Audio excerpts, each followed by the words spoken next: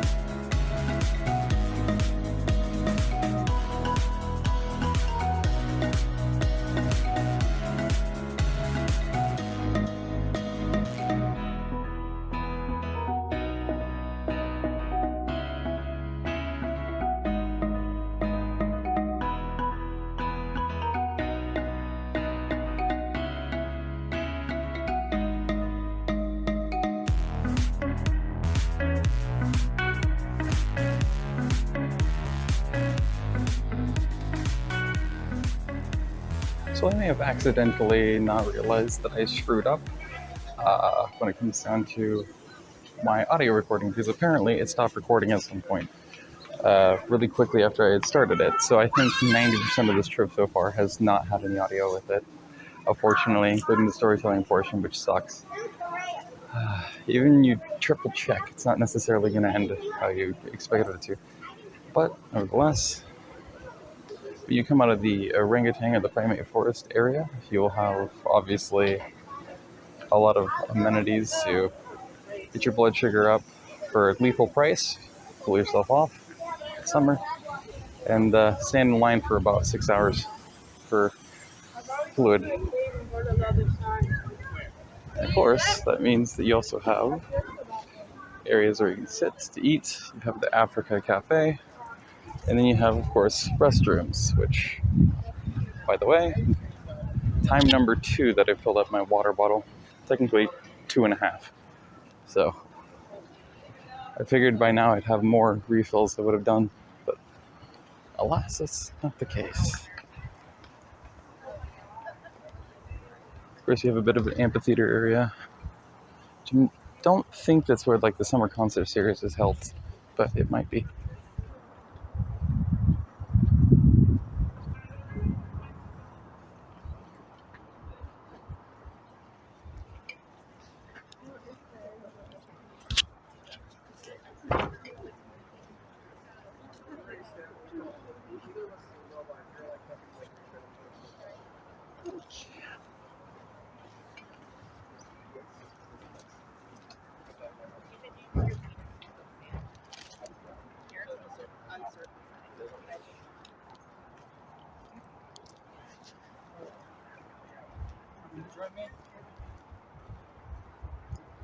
Yeah, that's all.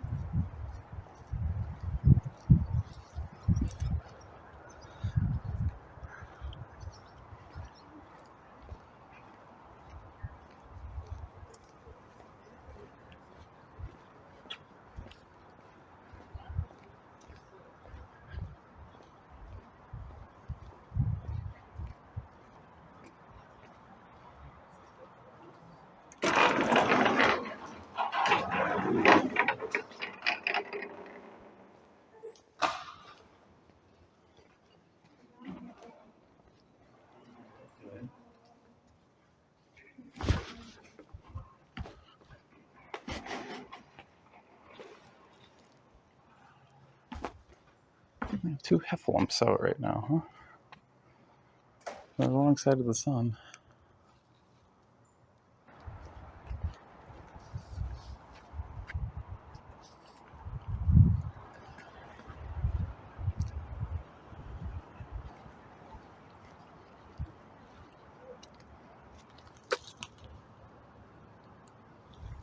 Oh, that smells great. Oh man. Stop the smell of the roses.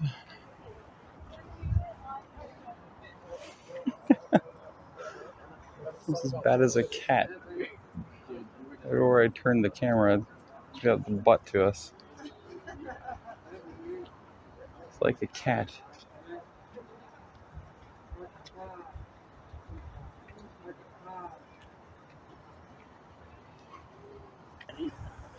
Like, you're in Meadows only for the next 3 weeks. And I do not even know who likes to do that. Oh.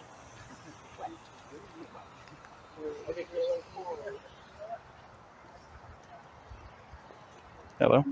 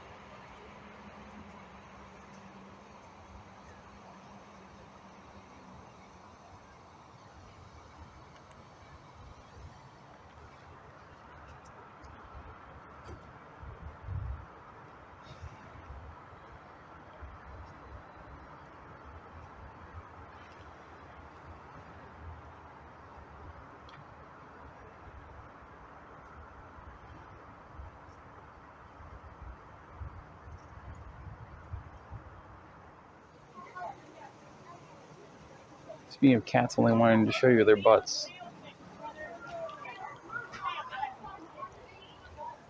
I say that and she twitches her tail. Acknowledgement. No idea. You guys can see him down there. There should be the male.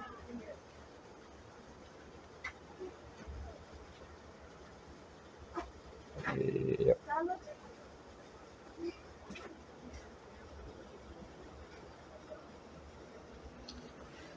Basking in all his glory.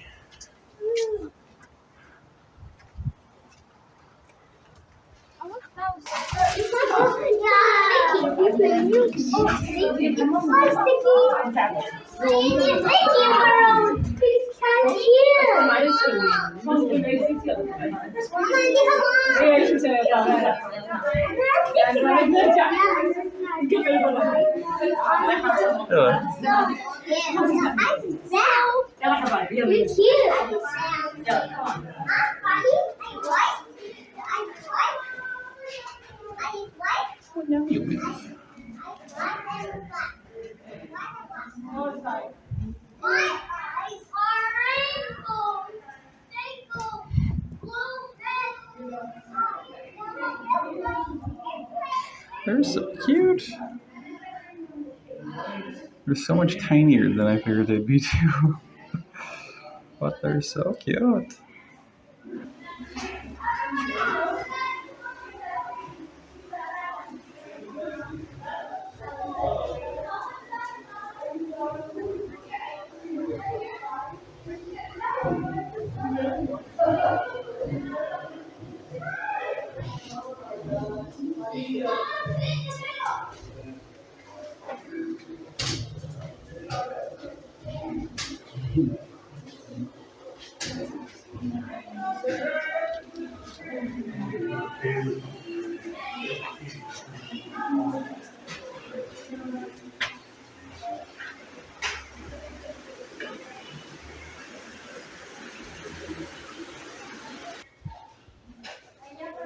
Ah.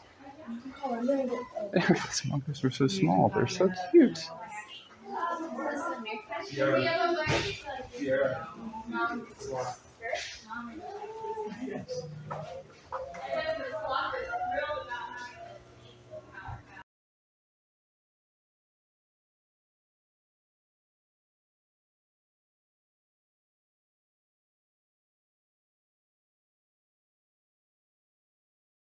So, I may have realized I screwed up again, too late, and this time it was because I had completely forgotten to start my audio recording somehow. So, basically, there is so many more animals you can enjoy seeing in the Oregon Zoo. These are just a few of them. You got lizards, you got geckos, you got tons of different kinds of birds. You got an aviary, you got giraffes, you've got tons of different kinds of fish. You got porcupines, you got flamingos, you got tigers, you got so many other animals to be able to enjoy viewing here at the Oregon Zoo. And I just am not going to be able to fit all of it into this video because otherwise it'll be far too long. So there will be another video that will actually be the pretty much every single animal I filmed, every single animal I saw, all my different experiences, all put into one really long video, which I guarantee is probably going to be at least an hour, probably closer to an hour and a half to 2 hours in length, somewhere within basically between an hour and 2 hours long videos. It's basically a movie, admittedly even with heavy editing, so do be ready for that if you want to see the entire experience. Anyhow, this is the Oregon Zooliner, and this is such a cool train. I, unfortunately, again, this was part of the whole thing where I thought I was recording because I didn't realize I forgot to start recording audio. This, of course, is half size of a normal train. It doesn't seem like it's only half the size, but it truly is exactly half the size of a normal train. So all its cars, its engine, everything is half the normal size. And as a 6'2" guy, so 6'3" with shoes on, it's definitely a bit of a crunch, at least to get into it. Once you're inside, it's just fine. You have obviously minimal leg room. Your knees tower over the top of the backs of the chairs. But, of course, the point is not comfort, and it's also not to be, you know, a long-haul ride. It's a very short trip, as you're going to see. This was the first time I had ridden the Zooliner train since I was a very little kid. So far back, I don't even remember the last time I had done that. There I am, of course.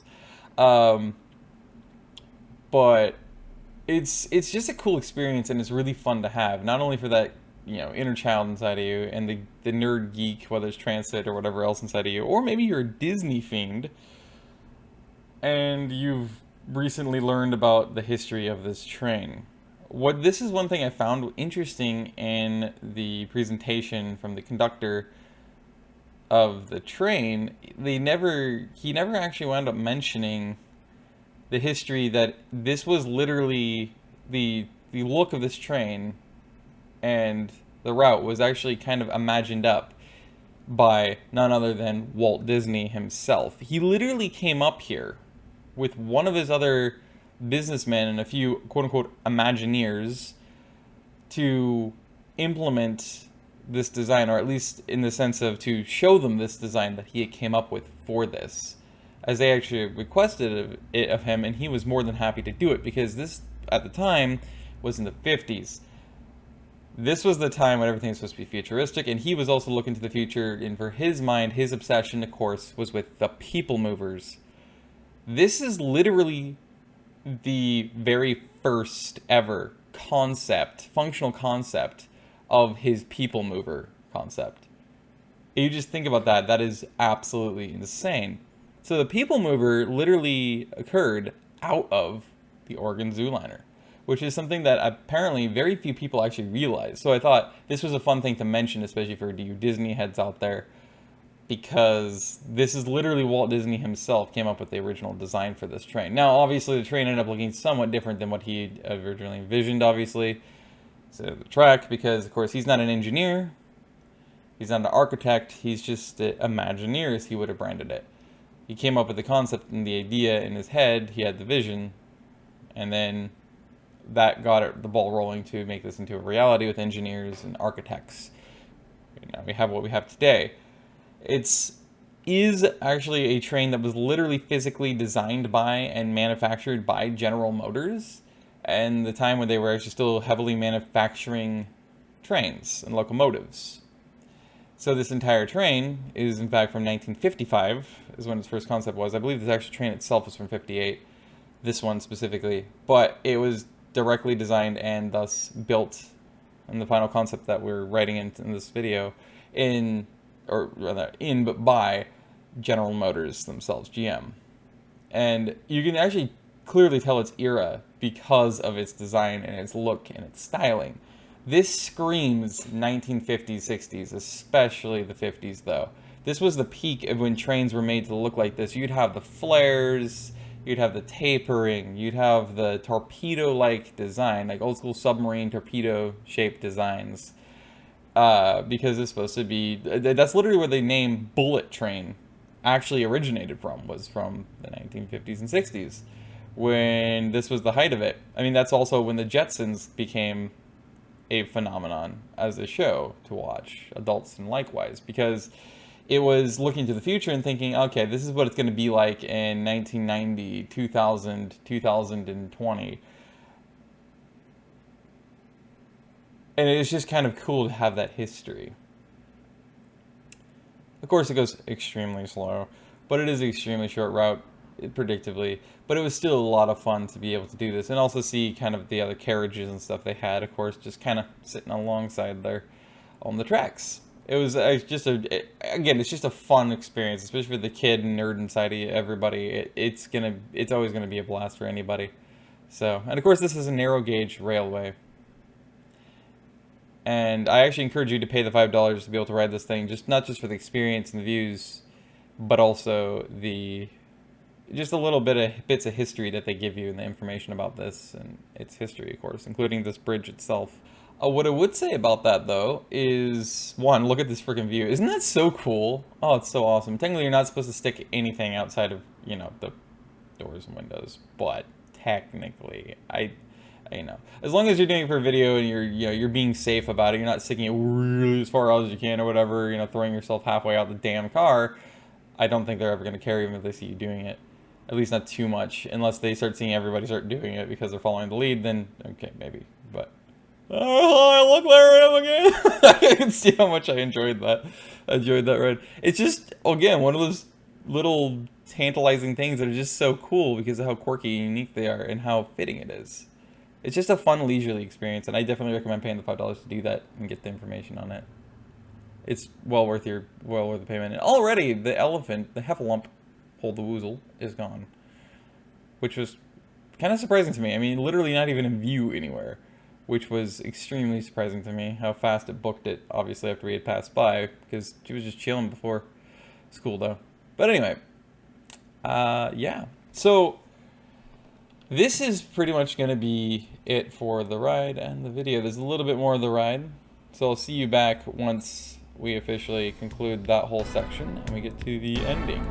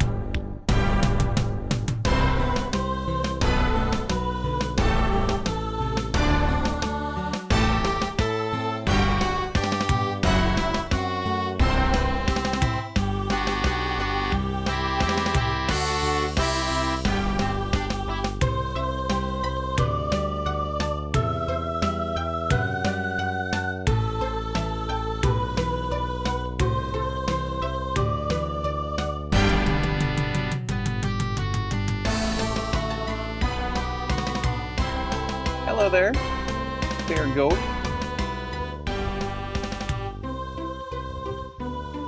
Good evening.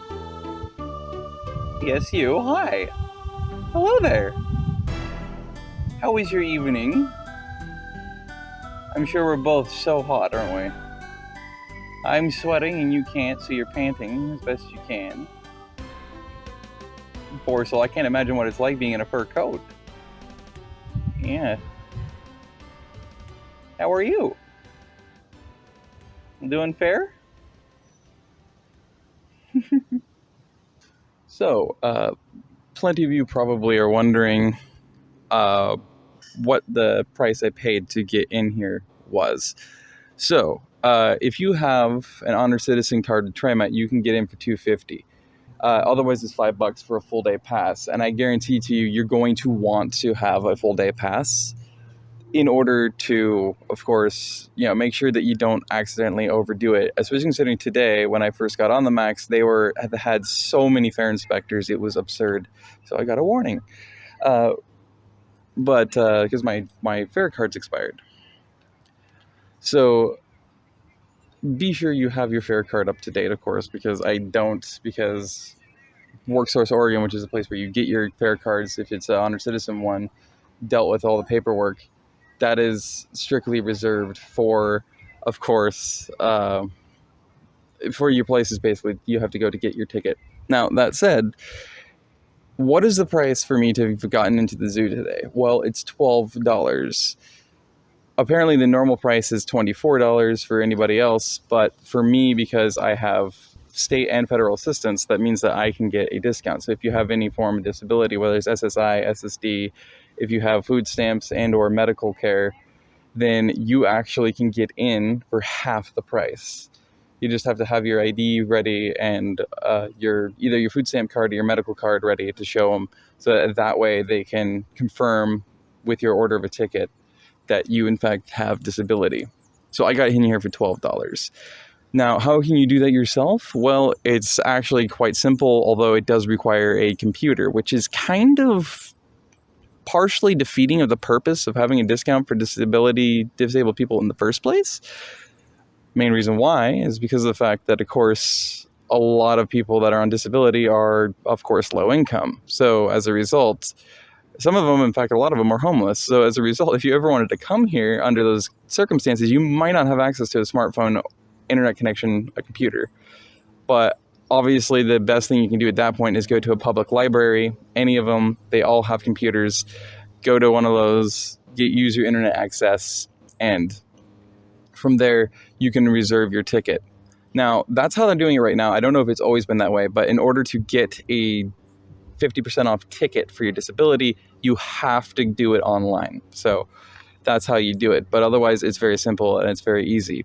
Now, in my experience, the website, and apparently a lot of other people's experiences, they said at the ticket gate, the purchasing of a carousel or a train ride ticket is actually extremely difficult right now because of the fact that their website for purchasing those tickets does not work. So as a result, I couldn't buy myself a ticket, so I had to buy it at the actual gate for the train, thankfully. And I believe you can potentially also do that at the carousel. I'm not entirely sure if you decide to use that. But those are $5, both of them, I believe. So if you want to ride those, you have to pay an extra $5. But I mean, $12 to enter a zoo and have a full day as long as you want in here until closing, that's a hell of a cheap price tag. It's not what I expected at all.